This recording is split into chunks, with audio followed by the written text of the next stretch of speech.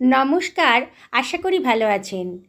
আজকে আমি নিয়ে এসে হাজির হয়েছি রুই মাছের পাতলা ঝোল। ঝিঙে আলু বড়ি দিয়ে আমি এটা রান্না করেছি। এই গরমে এরম একটা সুস্বাদু খাবার থাকলে পারে ভাতের সঙ্গে আর কিছুই লাগবে না। এই রেসিপিটা খুব সহজ আর যথেষ্ট উপাদেয় আর তেমনি পুষ্টিকর। চলুন তাহলে বানিয়ে নেওয়া যাক। এই জন্য আমি কতগুলো রুই মাছের পিস নিয়ে নিয়েছি, আর তার মধ্যে দিয়ে দিলাম হাফ টেবিল চামচ মতো হলুদের গুঁড়ো আর হাফ টেবিল চামচ মতো লবণ দিয়ে আমি সব কিছু ভালো করে মিশিয়ে নিচ্ছি। খুব ভালো করে মাছটাকে ম্যারিনেট করে নিতে হবে, যাতে মাছের গায়ে নুন আর হলুদটা ভালো মতো ঢুকে যায়। মিনিট 5 রেখে দিয়েছি। একটা মিক্সার গ্রাইন্ডার নিয়ে নিয়েছি, তার মধ্যে দিয়ে দিলাম খানিকটা আদা কুচি আর একটা টমেটো কুচি। টমেটোটাকে অবশ্যই আমি ভালো করে ধুয়ে কুচি করে রেখেছিলাম, আর দিয়ে দিলাম 4টে কাঁচা লঙ্কা। আমি আজকে এই রান্নাটা কাঁচা লঙ্কা দিয়ে করব। আর এর মধ্যে দিয়ে দিলাম 1 টেবিল চামচ মতো লঙ্কার গুঁড়ো, হাফ টেবিল চামচ মতো হলুদের গুঁড়ো, 1 টেবিল চামচ মতো ধনের গুঁড়ো, 1 টেবিল চামচ মতো জিরের গুঁড়ো।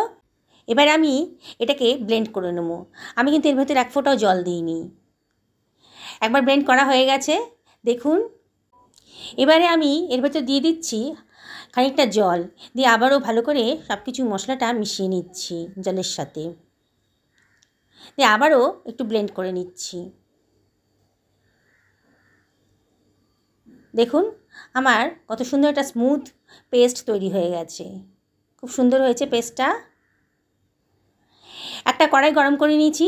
আমি এখানে লোহার কড়াই ইউজ করেছি। কড়াইটা তেলটা বেশ ভালো মতো গরম হয়ে গেলে পরে আমি এবার মাছগুলোকে দিয়ে দেবো। একসঙ্গে সব মাছ দিচ্ছি না, আমি দুটো দুটো করে মাছ ভালো করে ভেজে নিচ্ছি। এই সর্ষের তেলে রান্নাটা করছি, আপনারা ইচ্ছে করলে যে কোনো তেলেই রান্নাটা করতে পারেন। আমি এপিট ওপিট করে ভালো করে মাছগুলোকে ভেজে নিচ্ছি। বেশ ভাজা হয়ে গেছে, আমি এবার তুলে রাখছি। তুলে রেখে বাকি মাছগুলোকে একইভাবে ভেজে নেব। 3টে আলুকে একটু ভাপিয়ে রেখেছিলাম, তারপরে কড়াইতে দিয়ে দিয়েছি, একটু ভাজা ভাজা মতো করে নিচ্ছি। আলুটা ভাপিয়ে রেখেছিলাম, তাহলে রান্নাটা তাড়াতাড়ি হবে। আলুটা একটু ভাজা ভাজা মতো হয়ে গেছে যখন, তখন আমি কড়াই থেকে আলুগুলোকে তুলে নিচ্ছি। এবার ওই যেটুকু তেল ছিল তার মধ্যে আমি ঝিঙে, দেখুন আমি 2খানা ঝিঙেকে ভালো করে ধুয়ে লম্বা লম্বা করে কেটে রেখেছি। আমি ঝিঙের গায়ে সব খোসা কিন্তু ছাড়িয়ে নিইনি, একটু একটু খোসা রেখে দিয়েছি। সব খোসাগুলো ছাড়িয়ে দিলে পরে ঝিঙেগুলো একেবারে গলে যায়। এবার ঝিঙেগুলোকে আমি একটু নাড়াচাড়া করে ভালো করে ভাজা ভাজা মতো করে নিচ্ছি। দেখুন ঝিঙের কালারটা কিন্তু চেঞ্জ হয়ে গেছে, খুব বেশি ভাজার দরকার নেই। এবারে আমি ঝিঙেটেগুলোকে অন্য একটা পাত্রের ভেতর তুলে রাখছি।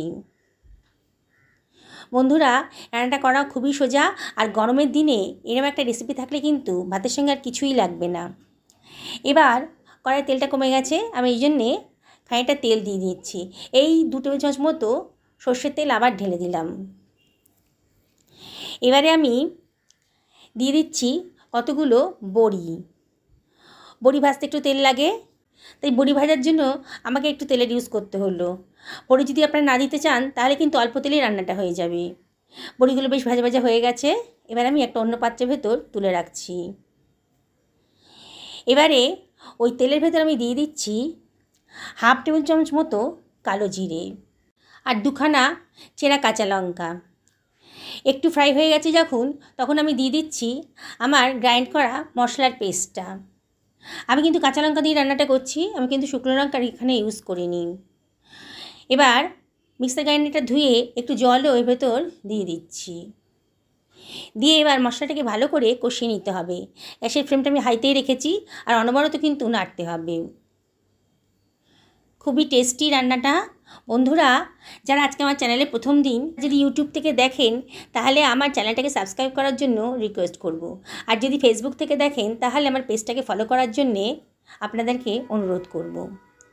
বন্ধুরা দেখুন আমার মশলাটা কিন্তু কষানো হয়ে গেছে। এবার আমি এর মধ্যে ভেজে রাখা আলুটা দিয়ে দিলাম, আর দিয়ে দিচ্ছি ভেজে রাখা ঝিঙে। দিয়ে এবার আমি সব কিছু ভালো করে মিশিয়ে নিচ্ছি। দেখুন বন্ধুরা কত চটপট রান্নাটা হয়ে যাচ্ছে। আলুটাও সেদ্ধ করে ভাজা, আর ঝিঙেটাও এমনিতেই নরম, তাও ভেজে রেখেছি, এজন্যে বেশিক্ষণ আর রান্না করতে লাগবে না। এবার আমি দিয়ে দিলাম 1 বাটি মতো জল। আমি মাছের পাতলা ঝোল বানাবো বলে জলের পরিমাণটা একটু বেশিই দিচ্ছি। দিয়ে দিলাম আরও 1 বাটি জল।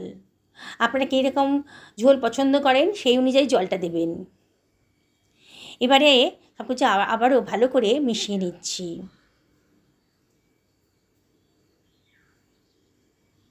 দেখুন বন্ধুরা, সব কিছু মেশানো হয়ে গেছে।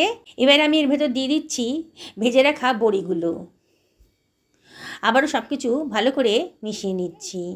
এবার আমি ঢাকা দিয়ে দেব মিনিট 5 থেকে 6 মিনিটের জন্যে, মিডিয়াম টু হাই ফ্লেমে। দেখুন আমার ঝোলটা ফুটে উঠেছে। আবার ঢাকাটা সরিয়ে নিলাম।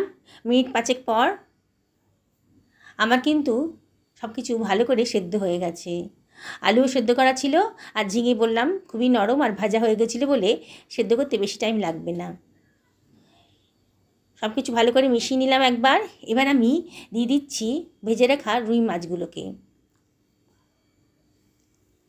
বন্ধুরা, আমি আপনাদেরকে রিকোয়েস্ট করব, এই গরমের দুপুরে একদিন অন্তত আমার মতন করে ঝিঙে আলু বড়ি দিয়ে এই মাছের ঝোলটা আপনারা বানান, আর কেমন লাগলো অবশ্যই কমেন্ট করে জানাবেন। আমি ভালো করে সব কিছু ভালো করে মিশিয়ে নিলাম। নিয়ে আমি এবারও এটাকে ঢাকা দিয়ে রাখবো মিনিট 5 জন্যে, একেবারে মিডিয়াম টু লো ফ্লেমে। 5 মিনিট হয়ে গেছে। আমি এবার গ্যাসের ফ্লেমটা অফ করে ঢাকাটা খুলে নিয়েছি। দেখুন কি সুন্দর দেখতে হয়েছে, আর খেতে কিন্তু সত্যিই দুর্ধর্ষ। যা গরম পড়েছে তাতে আর রিচ খাবার কিছু খেতে ইচ্ছে করছে না। এরকম পাতলা ঝোলের রেসিপি একেবারে অমৃত সমান। দেখুন বন্ধুরা, আমি এবার সার্ভ করে দিচ্ছি। আমি আপনাদেরকে আবারও রিকোয়েস্ট করব, ভিডিওটা যদি ভালো লাগে লাইক শেয়ার কমেন্ট করতে কিন্তু ভুলবেন না। সকলে ভালো থাকুন এই কামনা করে ভিডিওটা শেষ করলাম।